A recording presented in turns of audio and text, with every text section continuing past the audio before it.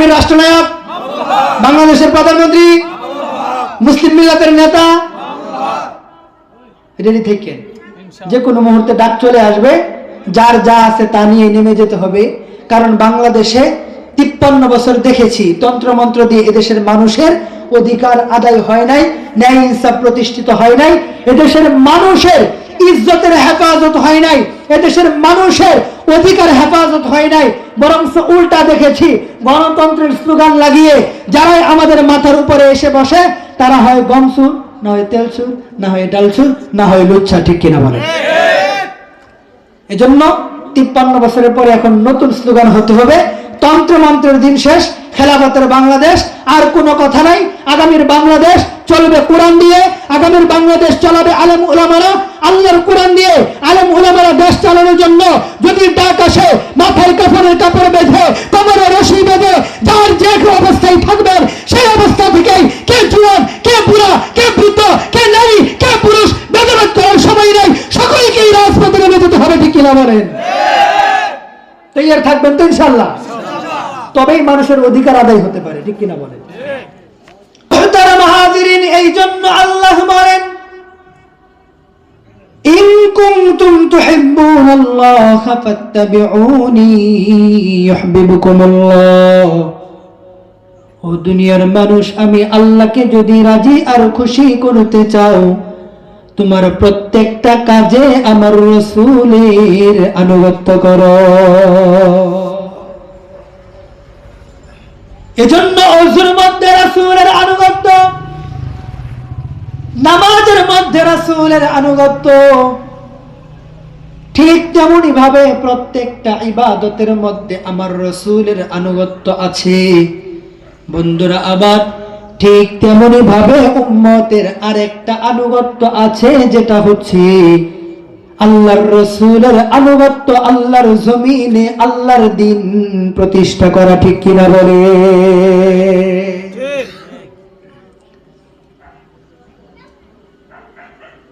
আসেন আরেকটু সামনের দিকে যাই। আজকের সমাজের কিছু মানুষ বলতে চাই, তোমরা তো শরীয়তের মৌলবী আর শরীয়তের মুসল্লি, তোমরা তো ওহাবী, আমরা হইলাম তরিকতের মারিফতের লোক। পানির নিচে মোমবাতি বাও বাতাসে নিবে না, তরিকতের গামছা সাবাবার দরবারে যোগ দিলে নামাজ রোজা কিছুই লাগে না। দেখবেন নামাজ রোজা তো দূর কি বাদ, গোসল না পর্যন্ত করে না। আছে না নাই? গোসল না করতে না করতে জ্বর বেঁধে গেছে। একদিন এক পাগল পাইছি, মুইতে পানি লয় নাই, চুলে ঝট বাঁধা, গোসল মনে কয় মাস ধরে করে না, শরীরের মধ্যে কি এর যে গন্ধ, এটা আর কয়ে বুঝাইতে পারবো না। তেহেতি প্রস্রাব করছে আমার লগে, প্রস্রাব করে পানি লয় নাই। কইলাম কি মুরব্বী, আপনি তো এত বড় বড় ডায়লগ মারেন, আমরা শরীয়তের মুরব্বীরা এখনো ইসলাম বুঝি না, আপনারা এত ইসলাম বুঝলেন যে প্রস্রাব করে টিস্যু উলাইলেন না, পানি উলাইলেন না। ছি ছি ছি ছি ছি, এই কি বলো তুমি? এটা কি বলি মানে? তোমাদের তো আকল নাই, জ্ঞান নাই। মনে মনে কই আপনার তো অনেক আকল, এটা দেহ দেখলে বুঝা যাইতেছে।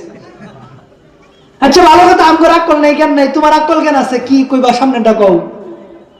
তোমরা তো শরীয়তের মুরব্বী, আকল নাই, জ্ঞান নাই, ধর্মের প্রতি কোনো ভালোবাসা নাই, নবী এবং নবীর আহালদের প্রতি তোমাদের শ্রদ্ধা নাই। আরে কপাল পোড়া, যে পানির লাইগা হুসাইন তুরাত তীরে কষ্ট করছে, পানি না খায় মরছে, ওই পানি আমি কেমনে উনো লাগাই? বুঝাইতে পারি নাই।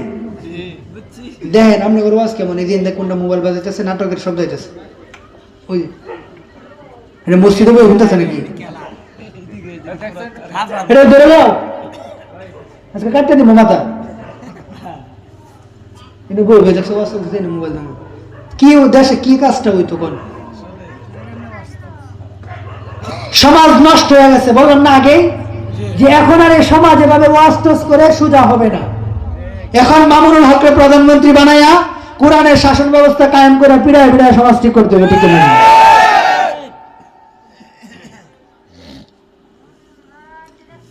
সমাজ কেমন ঠিক হবে? যেটা ওটা পাড়াই জনগণে খা বিড়ি, হেটা খা মদ, ঠিক না কয়? ওটি জনগণ তো তাও বিড়ি খেয়ে সোজা চলে, আর ওটি সব ধরে না, ধরে লয়ে যাওয়া লাগে। এটা দিয়ে সমাজ ঠিক হবে? সমাজ ঠিক হতে লাগবে কাকে? লাঠি ধরবে কে? কয় না কে ধরবে? জুড়ে কে ধরবে? মুহতারাম হাজিরিন, যে কথা বলছিলাম, আল্লাহ পাক একটা কাজ দিয়েছেন, সাথে সাথে আবার দুইটা পুরস্কার দিয়েছেন। বন্ধুরা আমার, লম্বা করার অপশন নাই, শর্ট করে দেই। মন ভরে আয়াত থেকে আলোচনা না করলে এটাকে তাফসীর বলা যায় না। কারণ তাফসীর এমন এক জিনিস, এটাকে বিস্তার করতে হয়। শর্ট করলে এটা তাফসীর হয় না, ঠিক না? তাহলে শর্ট করে শেষ করে দিই। আল্লাহ পাক বলেন, উম্মত শুধুমাত্র একটা কাজ করবে, সেটা হচ্ছে তার প্রত্যেকটা কাজে আনুগত্য করবে রাসূলুল্লাহ মুহাম্মদুর রাসূলুল্লাহ সাল্লাল্লাহু আলাইহি ওয়াসাল্লামের। যেমন ওযু করতে গেলে এখানে রাসূলের আনুগত্য আছে, নামাজ পড়তে গেলে এখানে রাসূলের আনুগত্য আছে, সন্তান লালন পালনে রাসূলের আনুগত্য আছে, পরিবার চালানোর ক্ষেত্রে রাসূলের আনুগত্য আছে। ঠিক তেমনি ভাবে সমাজ চালানোর ক্ষেত্রেও আমার রাসূলের আনুগত্য আছে না নাই? যদি কোন উম্মত তার প্রত্যেকটা কাজে রাসূলুল্লাহর আদর্শ বাস্তবায়ন করতে পারে, আল্লাহর নবীর আনুগত্য করতে পারে, আমার আল্লাহ বলেন তার জন্য দুইটা মহা পুরস্কার। বন্ধুরা আমার, এক নাম্বার পুরস্কার শুনেন, আমার আল্লাহ বলেন ইউহিব্বুকুমুল্লাহ, ওই উম্মতকে কষ্ট করে আল্লাহর কাছে আসতে হবে না, স্বয়ং আল্লাহ ওই উম্মতের দিকে এগিয়ে গিয়ে আল্লাহ ওই উম্মতকে ভালোবাসার চাদরে উঠায়া নিবে। সুবহানাল্লাহ বলেন। তার মানে নবীর আনুগত্য করলে অটোমেটিক আল্লাহ আমাদেরকে ভালোবাসেন। কি করেন? দুই মুসলমান ভাই যাচ্ছেন, দেখা হয়েছে, কি করবেন? কয় না আসসালামু আলাইকুম ওয়া রাহমাতুল্লাহ। আল্লাহর নবীজি বলেন হাক্কুল মুসলিমি আলাল মুসলিম, একজন মুমিনের উপর আরেকজন মুমিনের সর্বনিম্ন 6টা হক আছে। তার মধ্যে এক মুমিন আরেক মুমিনের দেখা হওয়ার সঙ্গে সঙ্গে সালাম বিনিময় করবে। আমার রাসূল বলেন এক মুমিন আরেক মুমিন দেখা হলেই সালাম বিনিময় করবে। এই সালাম বিনিময় করা আমার রাসূলের আনুগত্য, ঠিক কিনা বলে? ঠিক তেমনি ভাবে উম্মত যখন মসজিদে যাবে, আযান হওয়ার পর নামাজে ঢুকবে, বলেন দেখি আল্লাহর ঘর মসজিদে ঢোকার সময় আল্লাহর রাসূলের আনুগত্য আছে না নাই? কি আনুগত্য বলেন? ডান পা দিয়ে মসজিদে প্রবেশ করা। হ্যাঁ, আপনারা কোন পা দিয়ে প্রবেশ করেন? অনেকে তো বলছে এটা জিগায় না, আমি তো মসজিদে যাই না, ডান পা বাম পা আছে। বাস্তবতা তো তাই না?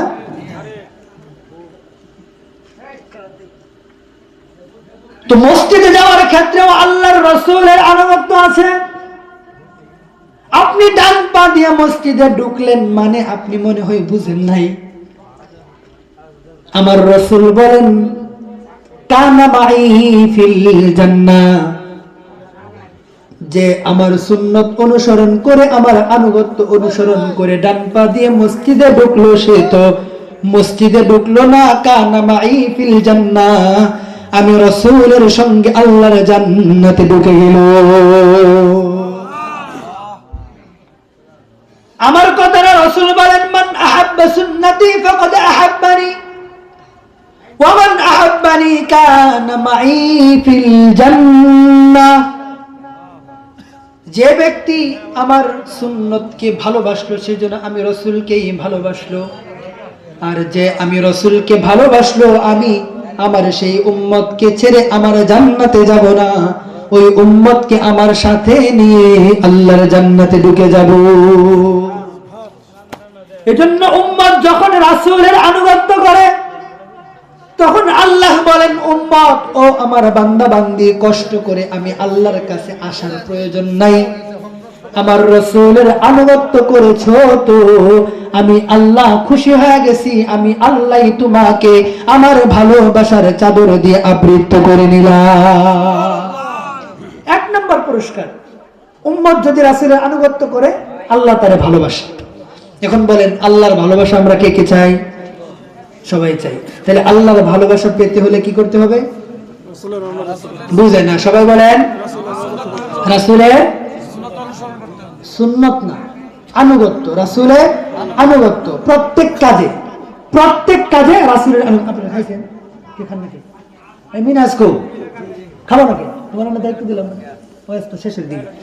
এই যে কই যা শেষ করে দিব তো মুনাজাতের মাধ্যমে। শিশু ধরছে বুঝছি, ডায়াবেটিসের সম্ভাবনা আছে। আচ্ছা যাই হোক, সুন্নত না রে ভাই, সুন্নত তো রাসূলের আনুগত্যের একটা অংশ। এমন কিছু কাজ আছে যেটা রাসূলের সুন্নত না, কিন্তু রাসূল করছেন, আমাকে করতে হবে, এটা আনুগত্য, ঠিক না? তো আল্লাহ বলেন শোনো, যদি আমার রাসূলের আনুগত্য করো প্রত্যেকটা কাজে, আমি আল্লাহর ভালোবাসা পাইবা। এক নাম্বার পুরস্কার। দুই নাম্বার পুরস্কার, ওয়াগফির লাকুম যুনুবাকুম। সুবহানাল্লাহ। আরবি তো মনে হয় বুঝেন নাই, বাংলা করুন লাগতো না, বাংলা করি। আল্লাহ বলেন শোনো, দুই নাম্বার পুরস্কার তোমার জন্য, আমার রাসূলের আনুগত্য করবা, আমি তোমাকে দুই নাম্বার পুরস্কার দান করব, আমি আল্লাহ তোমার জীবনের সকল গুনাহ খাতা মাফ করে দিব। এবার বলেন তো, এই দুইটা পুরস্কার, একটা হচ্ছে আল্লাহর ভালোবাসা, দুই নাম্বার গুনাহ মাফ, এটা দুনিয়ার কোন নেতার কাছে পাওয়া সম্ভব না। এমপি সাহেব, মন্ত্রী সাহেব, প্রধানমন্ত্রী, একমাত্র দিতে পারেন কে? জুড়ে বলেন না, গভীর রজনী। একটা ডাক যদি আল্লাহর আরশে পৌঁছায় যায়, এটাই হেদায়েতের কারণ, নাজাতের কারণ হতে পারে, ঠিক কিনা বলেন? দিতে পারেন তিনি কে? আরেকটু জুড়ে কে? আল্লাহ। আল্লাহ তাআলা আমাদেরকে কবুল করে, সকলে বলেন আমিন। কাজ কয়টা? একটা। কি কাজ? রাসূলের আনুগত্য করা। এখন আমারে বলেন, আমাদের প্রত্যেকের সন্তান আছে না নাই? আমার রাসূলের সন্তানের ব্যাপারে আনুগত্য আছে না নাই? কি আনুগত্য? নামাজ শিক্ষা না দেওয়া? হ্যাঁ না, রাসূলের আনুগত্য হয়েছে খালি দূরে দূরে সাইকেল চালানো শিখাইবা আর শিখাইবা হ্যাপি বার্থডে টু ইউ। কিছু কপাল পুরা বাবা আছে, দূরে দূরে সন্তানের সাইকেল চালানো শিখাইতে পারে, পিস্তল চালানো শিখা, হ্যাপি বার্থডে শিখা, মোবাইল চালানো শিখা, কালিমাটা শিখাইতে পারে না। আছে না নাই? তো সন্তানের লালন পালনের রাসূলের আদর্শ নাই? কি আদর্শ? আমার রাসূল বলেছেন, ইফতাহু আলা সিবিয়ানিকুম আউওয়ালা কালিমা লা ইলাহা ইল্লাল্লাহ মুহাম্মাদুর রাসূলুল্লাহ। শুনো, সন্তান যে পাইছো খালি মনে করো না যে মেহনত করছো, সন্তান আয়া করছে, খালি সন্তান তোমার আব্বা আব্বা কইবো, এমনি জীবন যাবে গা, পার পায়ে যাবে গা, আল্লাহ সাফা ভেঙে লেবো। সন্তান আল্লাহর পক্ষ থেকে একটা নিয়ামত, ঠিক কিনা বলেন? এই নিয়ামতের কদরদানি না করলে জবাবদিহিতা আছে না নাই? আমার রাসূল বলে শোনো, তোমার যখন সন্তান আসলো আল্লাহর পক্ষ থেকে নিয়ামত, তারপরে কিছু কাজ করতে হয়। তার মধ্যে যখন তোমার সন্তান কথা বলা শিখে, তখন তুমি শিখাই দিও না আব্বু আব্বু আব্বু আব্বু আব্বু আব্বু, শিখাইও সমস্যা নাই, দাদা দাদা, এটা দাদা দাদা দাদা, খেলনা খেলনা, এই সেই। এগুলোর আগে তোমার সন্তানের যখন জবানটা ফুটে তখন শিখাই দিবা, আব্বু পড়ো লা ইলাহা ইল্লাল্লাহ মুহাম্মাদুর রাসূলুল্লাহ, লা ইলাহা ইল্লাল্লাহ মুহাম্মাদুর রাসূলুল্লাহ। এই সন্তান কোনোদিন তুমি মা বাবার অপমান করবে না, তুমি মা বাবাকে বৃদ্ধাশ্রমে পাঠাবে না, তুমি মা বাবাকে কোনোদিন সমাজে অপমানিত করবে না, ঠিক না? আজকে আমরা সন্তানদের হক আদায় করি না, সন্তানরা আমগর কি হক আদায় করবো? তাহলে সব জায়গায় রাসূলের আনুগত্য আছে না নাই? আজকে থেকে আমরা সব জায়গায় রাসূলের আনুগত্য চালু করে দিব। পুরস্কার পাবো দুইটা। কয়টা? দুইটা। এক নাম্বার আল্লাহর ভালোবাসা, দুই নাম্বার জীবনের গুনাহ খাতাগুলো মাফ করে দিবেন কে? আল্লাহ। তাহলে এই একটা কাজ করে দুইটা পুরস্কার আমরা নিতে পারবো ইনশাআল্লাহ। আল্লাহ কবুল করুন। এবার আসেন আমার মূল কথা, আমার রাসূলের আনুগত্য উম্মতের জন্য কি কি আছে, কি কি আনুগত্য আছে? যেমন মনে করেন নামাজ পড়া, নামাজ কায়েম করা আমার রাসূলের আনুগত্য। যেমন মনে করেন যাকাত দেওয়া, আমার রাসূলের আনুগত্য। একজন মানুষ অভাবী, তার একটু সহযোগিতা করা আমার রাসূলের আনুগত্য। অসহায়ের পাশে দাঁড়ানো, খাদ্যহীনের মুখে খাবার দেওয়া, বস্ত্রহীনের গায়ে বস্ত্র তুলে দেওয়া, সব আমার রাসূলের আনুগত্য। পাশাপাশি আরেকটা আনুগত্য আমার রাসূলের আছে, সেটা হচ্ছে ইন্নামাল মুমিনুনা ইখওয়াহ। দুনিয়ার সমস্ত মুমিন মুসলমান হচ্ছে ভাই ভাই। কোন মুমিন যদি আরেক মুমিন ভাইয়ের কান্না দেখে, আরেক মুমিন ভাইয়ের কষ্ট দেখে, তাহলে ওই মুমিনের কষ্টে আরেক মুমিন ব্যতীত হওয়া, এটাও আমার রাসূলের একটা আদর্শ, ঠিক কিনা বলেন? এই কথাটা কেন বললাম একটু বোঝার চেষ্টা করেন। বললাম এজন্য, কিছুদিন পূর্বে আবার 2018-তে বাংলাদেশের কিছু গুন্ডা বাহিনী টঙ্গীর ইস্তেমার ময়দানে দুইবার করে আক্রমণ করে কিছু মানুষকে শহীদ করেছে, ঠিক কিনা বলেন? তাহলে যারা এই যে মুসলমানদের রক্ত জড়ালো হত্যা করলো, তাদের এই হত্যায় আমরা ব্যতীত হওয়া, এটা আমার রাসূলের আনুগত্য না? আমরা কি ব্যতীত হয়েছি?